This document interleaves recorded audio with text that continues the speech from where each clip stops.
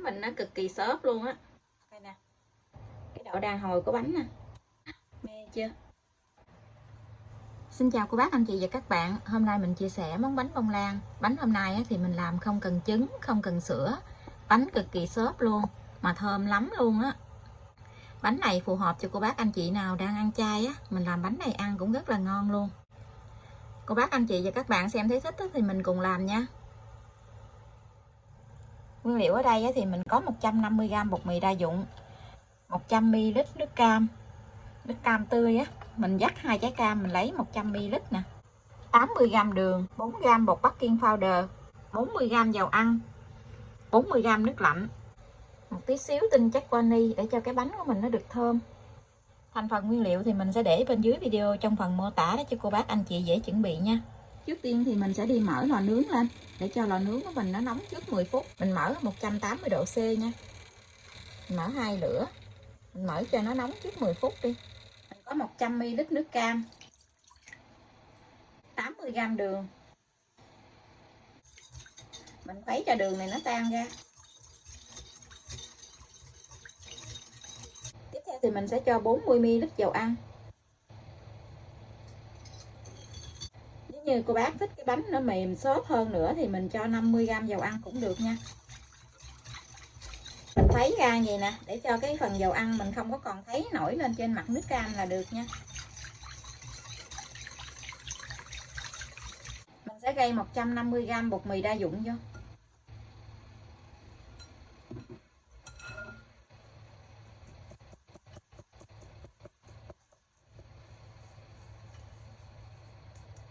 Cùng với 4g bột baking powder.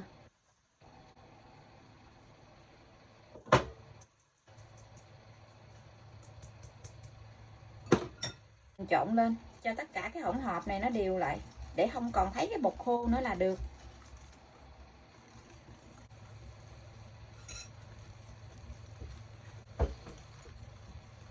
Cho thêm tí xíu tinh chất vani cho cái bánh của mình nó được thơm.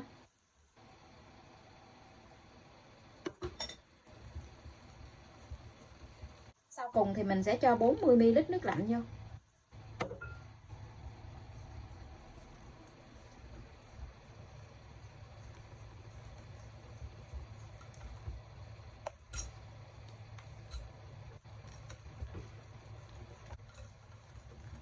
Mình trộn đều lại rồi thì mình sẽ cho vào trong khuôn để nướng luôn nha.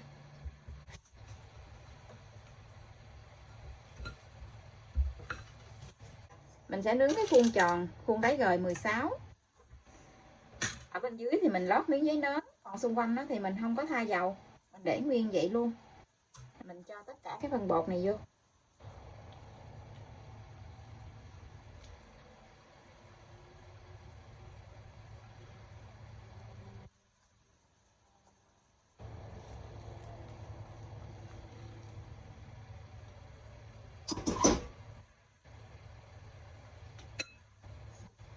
Cho bột vô rồi thì mình sẽ cho vào lò nướng luôn nha. Lò nướng thì mình đã làm nóng trước 10 phút. Lò nhà mình có 3 ngăn, mình nướng ở ngăn thứ 3, tức là ngăn dưới của lò luôn. Mình nướng ở nhiệt độ là 145 độ C, mở 2 lửa. Thời gian nướng là 55 phút, không cần mở quạt, cô bác cam nhiệt độ nóng của lò nhà mình nha. Mỗi một cái lò nướng cái độ nóng nó khác nhau. Bánh của mình nó vàng ươm luôn. Mình nướng đã được 45 phút rồi. Nướng thêm tí xíu nữa thì mình lấy ra được rồi đó. Vàng ươm cái mặt bánh đây nè. Bánh mình đã nướng xong rồi. Bây giờ thì mình sẽ lấy bánh ra luôn nha. Không có cần phải để trong lò thêm 2 phút đâu. Không có giống như là bánh mình làm có trứng. Mình tắt bếp rồi mình lấy bánh ra luôn. Mình lấy bánh ra, mình thả cái khuôn xuống dưới bàn vài cái vậy, để cho cái bánh nó tách ra khỏi khuôn á. Mình làm không có trứng nhưng mà cái bánh của mình nó rất là thơm luôn á. Thấy mê chưa? Nó xốp lắm. Mình đặt cái khuôn lên trên cái hộp nhỏ gì để mình lấy cái khuôn ra.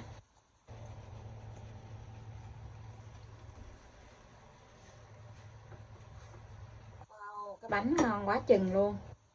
Ồ, đây nè, cực kỳ xốp luôn á. Nó không có thua gì cái bánh mà có trứng đâu. Cái bánh này cô bác anh chị nào ăn chay á, thì mình làm bánh này nè, có trứng, không có sữa. Bánh cực kỳ xốp luôn. Để mình zoom gần lại cho cô bác anh chị xem nha. Cái bánh của mình nó xốp nè, ngon ghê chưa. Cái mặt bánh vàng ôm luôn, nó vàng đều hết trơn luôn á.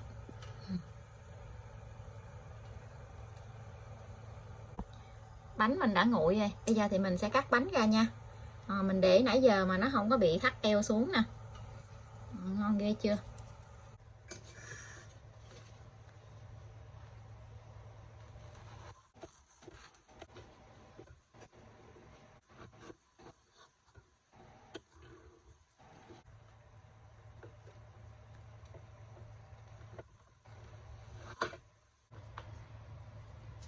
Cái bánh mình nó cực kỳ xốp luôn á. Đây nè, cái độ đàn hồi của bánh nè, mê chưa.